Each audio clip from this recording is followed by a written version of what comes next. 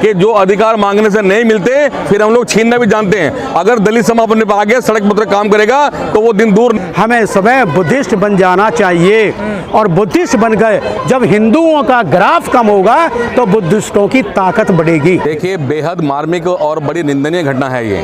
इसकी जितनी भी हम मतलब निंदा करें बहुत ही कम है, क्योंकि देखिए हम जानते हैं कि अब 1947 में हम लोग आज़ाद हुए, अमृत महोत्सव मनाया जा रहा है 75 साल पूरे होने पे, लेकिन हमें नहीं लगता कि हम पूरी तरह से आज़ाद हुए हैं। खासकर शारीरिक और शोषण हो, मानसिक शोषण हो, हर तरीके से हमें दंड झेलना पड़ रहा है।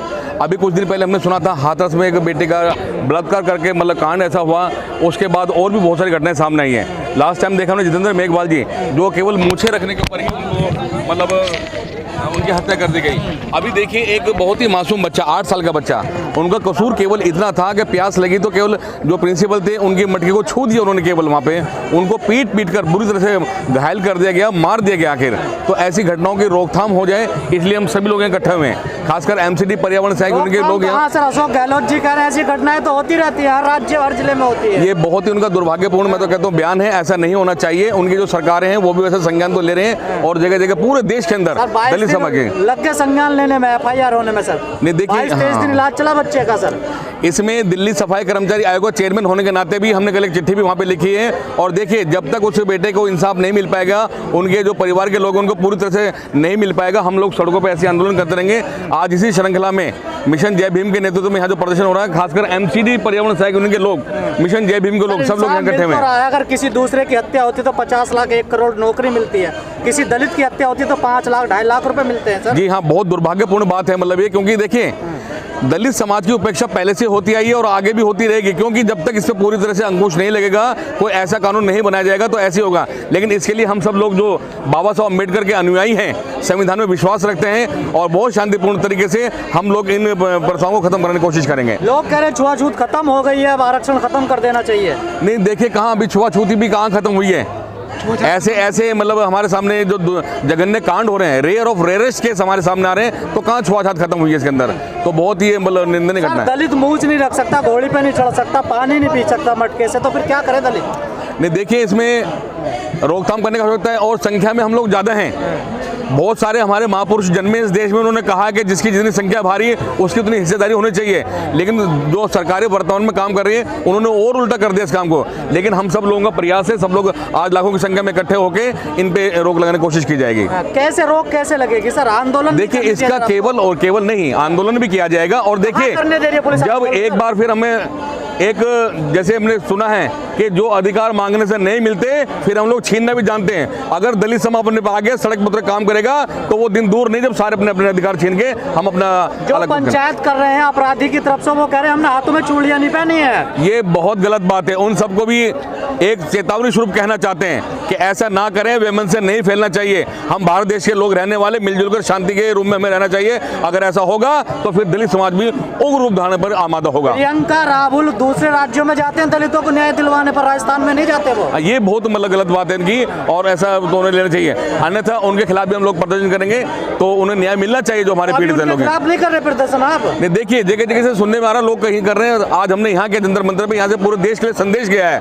इसमें जो सरकारें हैं उनको संज्ञान लेना चाहिए और तुरंत तत्काल कार्रवाई करके पीड़ित जो उनको न्याय दिलाना चाहिए और आगे ऐसा ना हो पाए पुनरावृत्ति, उसमें अंकुश लगाना चाहिए। सर परिवार पे लाठीचार्ज हुई, कई परिवार वालों को उनके चोट भी लगी है, घर वालों को। देखिए कहाँ है, मैं तो कहता हूँ बहुत ही जघन्य अपराध की श्रेणी में इसको रखना चाहिए और जो लोग इसमें शामिल हैं उनके खिलाफ भी बहुत जो भी विभिन्न धाराएं हो सकती हैं उनमें मुकदमा दर्ज होना चाहिए।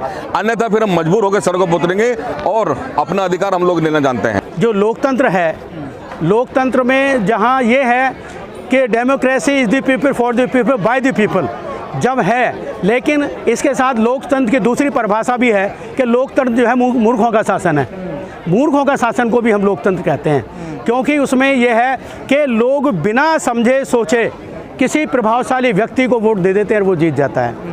जब तक हमारे भारत में वर्ण व्यवस्था रहेगी, जातिवादी व्यवस्था रहेगी, ब्राह्मणवादी व्यवस्था रहेगी, मनुवादी व्यवस्था रहेगी और हम दलित रहेंगे, तब तक हमारे साथ ऐसे ही होता रहेगा, कोई रहने वाला नहीं है। नहीं, अब तो संविधान का राज चल रहा है ना सर। संविधान का राज नहीं है, मनुविधान का राज है। संविधान तो एक फॉर्मेलिटी है आजकल। जितने संशोधन आज तक हुए हैं संविधान में, तो वो किसने किए हैं? मनुवादियों ने किए हैं, चाहे कांग्रेस सरकार हो और चाहे बीजेपी की कांग्रेस सरकार भी हो। मनुवादी है।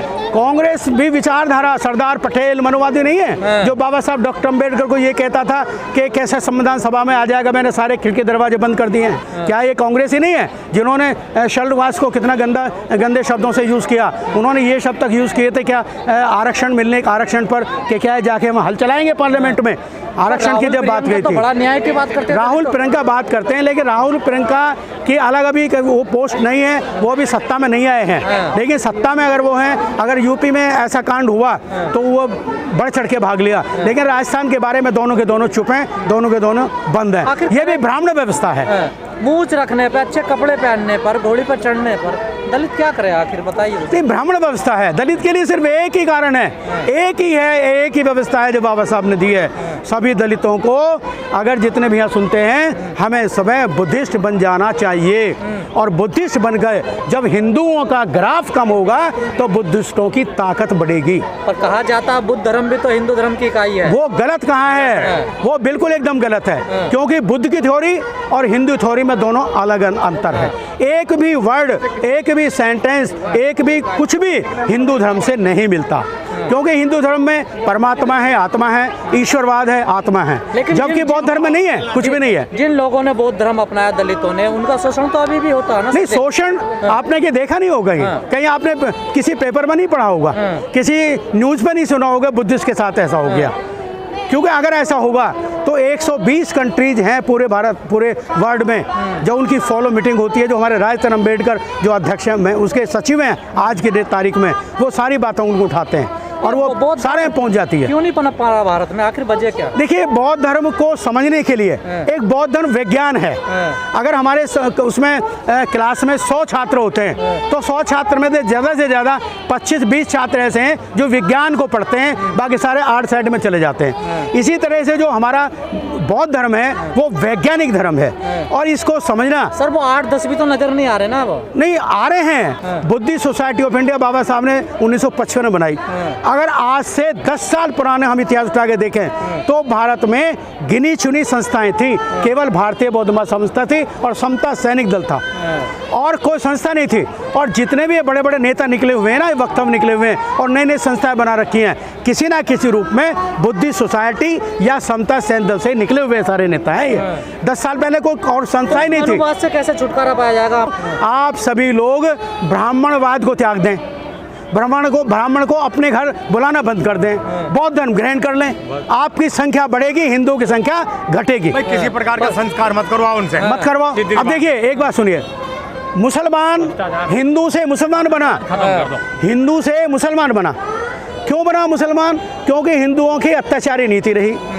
हिंदुओं से ईसाई बना, क्यों बना? इसी नीति से। तो ये बार बार अब दलितों से, अगर ये हिंदू दलित मानते हैं हम और ये बुद्धिस्ट नहीं बनेंगे तो देखो इनके साथ कुछ होने वाला नहीं है, इनके साथ ऐसे व्यवहार होता रहेगा।